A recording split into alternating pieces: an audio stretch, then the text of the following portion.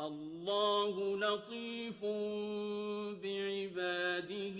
يرزق من يشاء وهو القوي العزيز من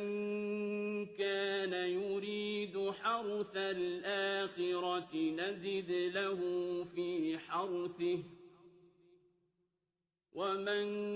كان يريد حرث الدنيا نؤته منها وما له في الآخرة من نصيب